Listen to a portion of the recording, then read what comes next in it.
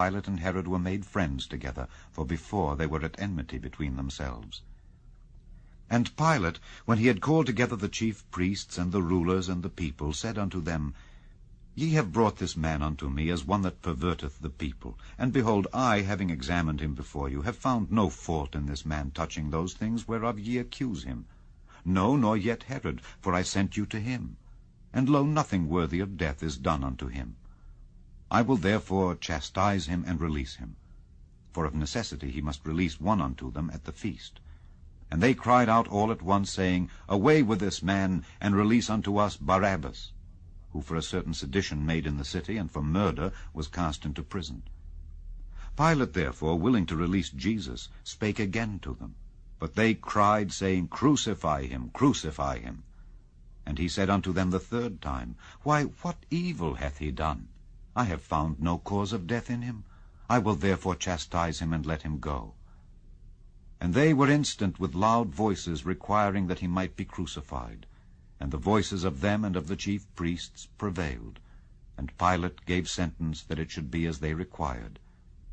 And he released unto them him that for sedition and murder was cast into prison, whom they had desired. But he delivered Jesus to their will. And as they led him away, they laid hold upon one Simon, a Cyrenian, coming out of the country. And on him they laid the cross, that he might bear it after Jesus. And there followed him a great company of people and of women, which also bewailed and lamented him. But Jesus, turning unto them, said, Daughters of Jerusalem, weep not for me, but weep for yourselves and for your children. For behold, the days are coming, in the which they shall say, Blessed are the barren, and the wombs that never bare, and the paps which never gave suck. Then shall they begin to say to the mountains, Fall on us, and to the hills, Cover us. For if they do these things in a green tree, what shall be done in the dry? And there were also 2 other malefactors led with him to be put to death. And when they were come to the place which is called Calvary, there they crucified him, and the malefactors, one on the right hand, and the other on the left. Then said Jesus, Father, forgive them, for they know not what they do. And they parted his raiment, and cast lots, and the people stood beholding.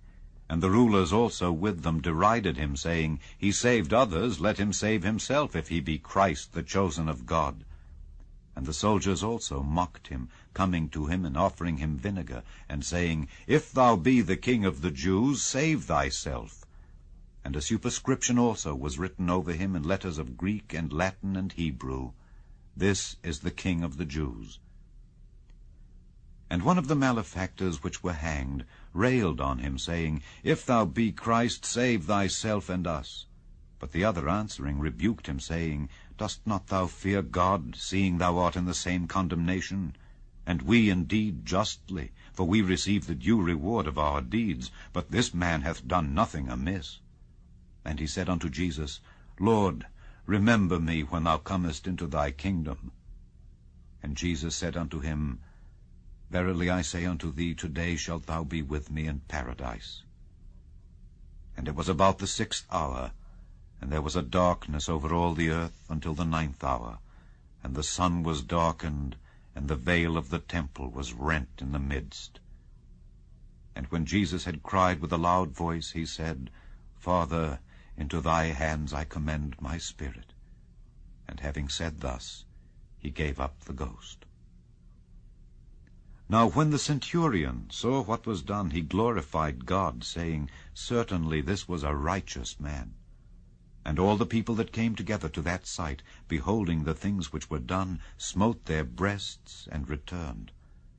And all his acquaintance and the women that followed him from Galilee stood afar off, beholding these things. And behold, there was a man named Joseph, a counselor, and he was a good man and a just. The same had not consented to the counsel and deed of them. He was of Arimathea, a city of the Jews, who also himself waited for the kingdom of God. This man went unto Pilate and begged the body of Jesus.